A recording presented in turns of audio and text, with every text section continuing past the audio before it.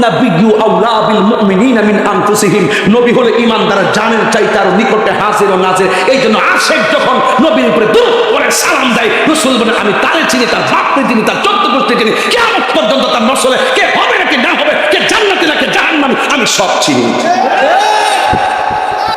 একটা জবান বন্ধ রাখবেন না, মহব্বতে মায়ার সুরে বলুন সুবহানাল্লাহ। ও বন্ধুরে বন্ধুরে বন্ধুরে বন্ধু, একবার সুবহানাল্লাহ বললে আসমান এবং জমিনটার ফাঁকা জায়গা নেকিতে পূর্ণ করে দেওয়া হয়। এই জন্য মাঝে মাঝে বলাবো, বলুন সুবহানাল্লাহ।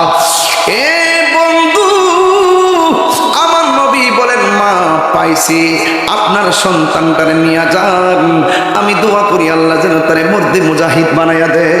এই যদি কোনো একদিন সময় পাই, নবীর দোয়ার কারণে ছেলেটা কি হয়েছে এটা বলবো, এখন ধরলে বিষয়টা কাইটটা যাবো, এই জন্য ধরতাম না। নবীর কদমে সন্তান কুরবানি দিছে,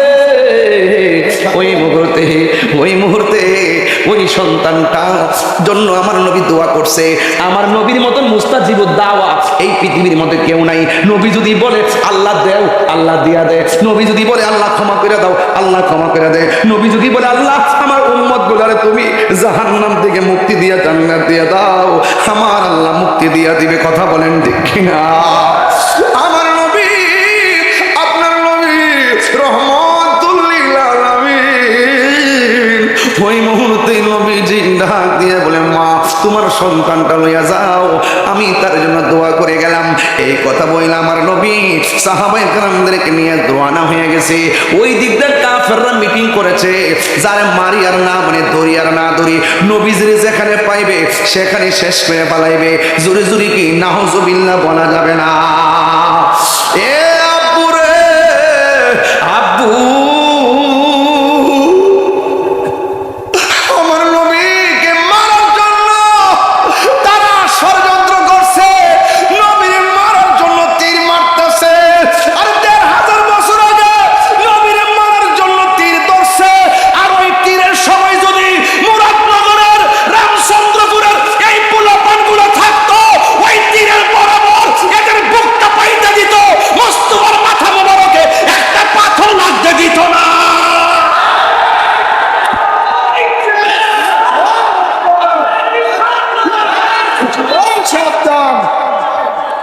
আল্লাহু আকবার জোরে বলেন।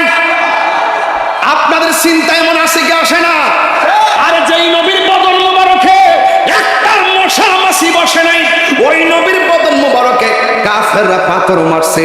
আমরা নবীরে পাইলে নবীর কদম মোবারকটা জিহ্বা দিয়া ধুলাবালিগুলা খেয়ে ফেলতাম। কথা কোন ঠিক কিনা? জন্ম আমার নবীর যুগে, একটু হাতটা পতাকা বানাই দেন। আবার কয়েন না যে হুজুর বেশি গজল গাইতেছে না, আমি ওয়াদের সাথে মিলাই মিলাই গাইতেছি, আমি লাইনের বাইরে গজল গাইতেছি। বলেন কিটা জবানও বন্ধ রাখবেন না। কাফেররা দুইটা ওয়াদা করেছে। কয়টা? এক নম্বর ওয়াদা, নবীজিকে না মেরে গায়ের মধ্যে তেল মালিশ করবে না। দুই নম্বর ওয়াদা হলো নবীজিকে ক্ষতি সাধন না করে স্ত্রী ব্যবহার করবে না।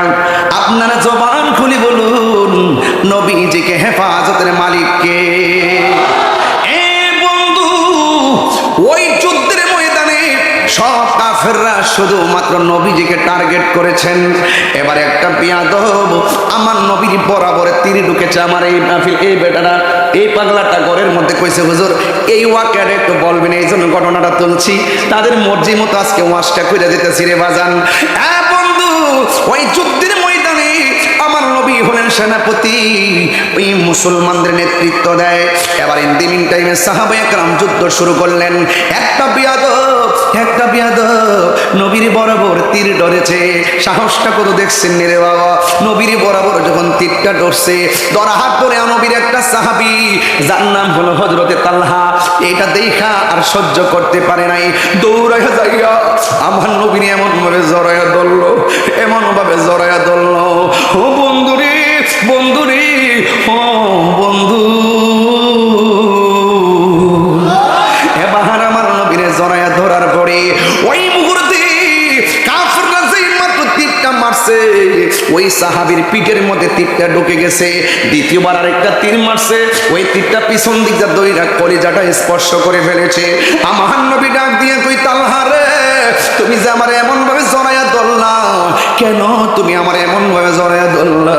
ইয়া রাসূলুল্লাহ, নবী গো, আমার চোখের সামনে যদি আপনাকে তীর মারে, আমার সামনে যদি আপনি তীরবিদ্ধ হয়ে যান, আমি তালহার জিন্দেগি বরবাদ হয়ে যাবে। আমার সামনে এমন ভাবে আপনাকে আঘাত করবে, এটা আমি সহ্য করতে পারবো না গো নবী। এই জন্য আমি আপনাকে জড়াইয়া ধরছি। আপনি আমার জান, আপনি আমার প্রাণ, আপনার সামনে আপনাকে তীর মারবে, এটা হতে পারে না গো নবী। নবীর যেই মাত্র জড়াইয়া ধরছে, ওই মুহূর্তে তীর লাগার পরে তালহার মাথায় আর একটা পাথর লাগলো। আমার নবী ডাক দিয়ে বলে, তালহা, তোমার পিঠের মধ্যে তীর লাগছে, তুমি কি ব্যথা পাও না? এই কথাটা বলার পর ওই তালহা মুস্কি মুস্কি হাসতেছে। আমার নবী কয়, পালহারে, ব্যথা পাইলে মানুষ হাসে না, ব্যথা পাইলে মানুষ কান্দে। ও তালহা, তুমি কেন হাসতেছো? কই, নবী গো, আপনি আমার ব্যথার কথা বলছেন দিকে হাসতেছি। কয়, কেন হাসো? কয়, আমি ব্যথার কথা ভাববো কেন? নবী গো, পিঠের মধ্যে যদিও লাগছে বিষের তীর, আমার তালহার বুকটা তো লাইগা রয়েছে রাহমাতুল লিল আলামিনের সিনা মুবারকের সঙ্গে।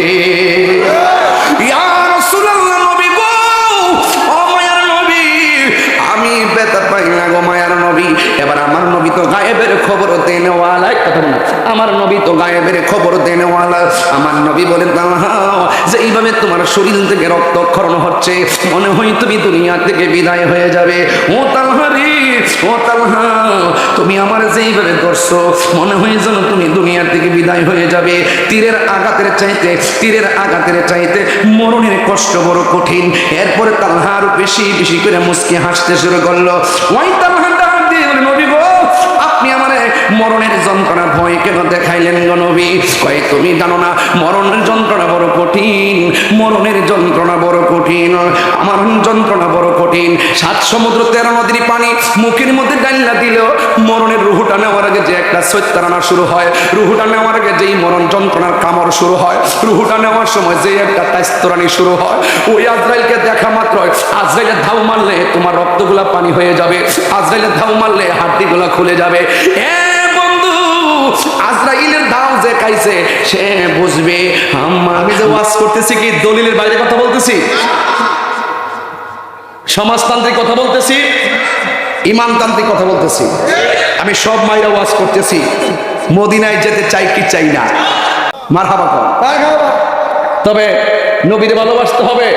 এই যুবক, আমার যুবকগুলো আমার নিবে আজকে নবী, আমার যুবকরা হাত দিয়ে অল্প করছে, কারণ সব কি বুড়ো হয়ে গেছে নাকি? ওই যে যুবকের বয়স 12 হাত তুলছে, মানে যুবক। মারহাবা। ছোট মরক আর বড় মরক, 5 বছরের মরক আর 150 বছরের মরক, বয়স কিন্তু বেহেস্তে যাওয়ার বয়স হলো 33। বড় করে এখন আছে ভাড়া, বয়স কত? 33। আসন লাগতো না, বুড়া বুড়া বেড়েছে যাইতো না, আবার আসে। ওই রসুল বলছে, একবারে ক্লিন শিট করাইয়া জোয়ান বানাইয়া 2 হাতের মধ্যে 70 জন দইরা দিব, চালাও।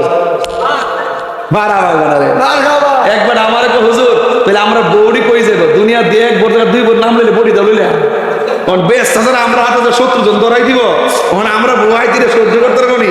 আরে সহ্য করতে তো না, আপনার বই বউ বেসতে গেলে 70 জনের নেত্রী এমনি এমনি কেবে, তোরা কই আমার জামার এটা দে। দেখছেন না, 1 ঘরে যদি এক ঘরে যদি 3টা বউ থাকে, এটা কি তা কয়? জালে জালে জালে জাল না? এই জালে জালের মধ্যে যে একটু সর্দারি করে, এটাকে ভাবলো না? এই ভাবলো নি নবীর কদমে সন্তান কুরবানি দিছে। ওই মুহূর্তে ওই সন্তানটা জন্য আমার নবী দোয়া করছে। আমার নবীর মতন মুস্তাজিবুদ দাওয়া এই পৃথিবীর মধ্যে কেউ নাই। নবী যদি বলে আল্লাহ দেও, আল্লাহ দিয়া দেয়। নবী যদি বলে আল্লাহ ক্ষমা করে দাও, আল্লাহ ক্ষমা করে দেয়। নবী যদি বলে আল্লাহ আমার উম্মত গুলারে তুমি জাহান্নাম থেকে মুক্তি দিয়া জান্নাত দিয়া দাও, আমার আল্লাহ মুক্তি দিয়া দিবে। কথা বলেন ঠিক কিনা? আমার নবী, আপনার নবী রহমাতুল লিল আলামিন। ওই মুহূর্তে নবীজি ডাক দিয়ে বলে, মা তোমার সন্তানটা লইয়া যাও, আমি তার জন্য দোয়া করে গেলাম। এই কথা বইলা আমার নবী সাহাবায়ে কেরামদেরকে নিয়ে রওনা হয়ে গেছে। ওই দিকটা কাফেররা মিটিং করেছে, যার মারি আর না মানে দড়ি আর না দড়ি, নবীজির যেখানে পাইবে সেখানে শেষ করে পালাইবে। জোরে জোরে কি নাউজুবিল্লাহ বলা যাবে না? এ আব্বু রে আব্বু, আমার নবীকে মারার জন্য তারা ষড়যন্ত্র করছে, নবীর মারার জন্য তীর মারতেছে। আর ১,৫০০ বছর আগে নবীর মারার জন্য তীর ধরছে। আর ওই তীরের সময় যদি মুরাদনগরের রামচন্দ্রপুরের এই পোলাপানগুলো থাকতো, ওই তীরের বরাবর এদের বুকটা পাইতে দিত, মোস্তফার মাথা মোবারকে একটা পাথর লাগতে দিত না।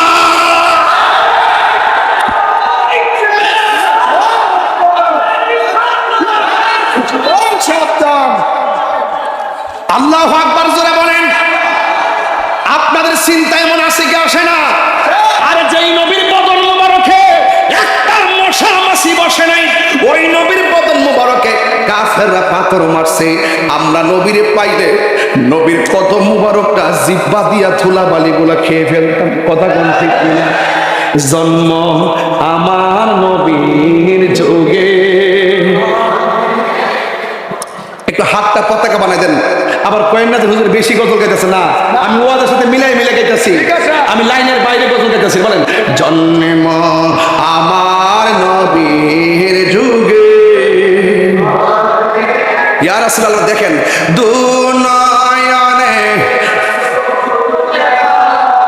দেখলে কেমন হতো, দুনয়নে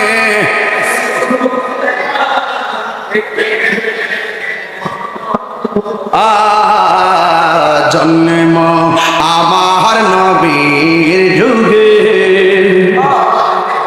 একদম উজার মনে গান, নবী আপনার জানের চাই তার নিকটে বসে রয়েছে। মারহাবা গান। আসিত ভেসে হজরতে বেলালের মধুর আজান। সময়টা তো পাইতেছি না, নাইলে সাহাবার প্রেম তো চলতেছে, সব সাহাবীর গান গাইলাম। আসত ভেসে হজরতে বেলালের মধুর আজান, সেই আজানে ছিল এমন প্রেম মুগ্ধ রহমান। আজান দে মসজিদ আল্লাহ রাজি হয়ে যায়, আর সাজিমে ধাক্কা লাগে। আসিত ভেসে হজরতে বেলালের মধুর আজান, সেই আজানে ছিল এমন প্রেম মুগ্ধ রহমান। আসিত ভেসে হজরতে বেলালের মধুর আজান, সেই আজানে ছিল এমন প্রেম মুগ্ধ রহমান। দয়াল নবীর পিছে নামাজ পড়লে কেমন হতো,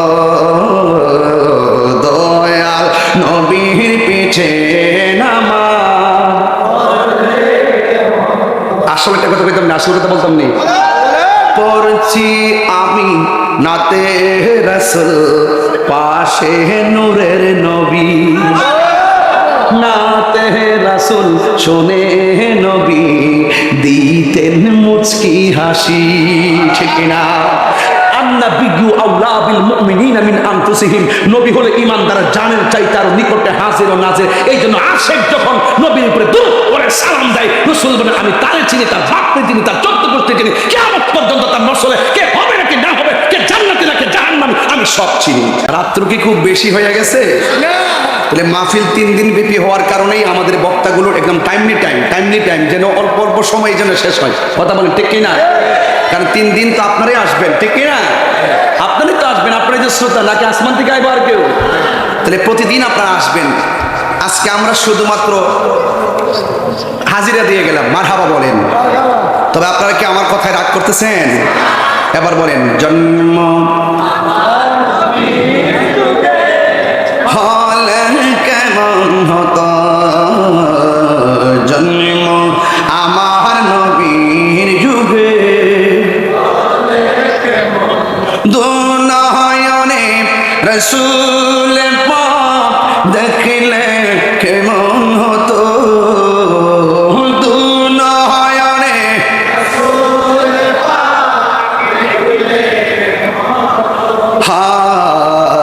জন্ম আমার নবীর যুগে। একটা জবানও বন্ধ রাখবেন না। কাফেররা দুইটা ওয়াদা করেছে। কয়টা? এক নম্বর ওয়াদা, নবীজিকে না মেরে গায়ের মধ্যে তেল মালিশ করবে না। দুই নম্বর ওয়াদা হলো নবীজিকে ক্ষতি সাধন না করে স্ত্রী ব্যবহার করবে না। আপনারা জবান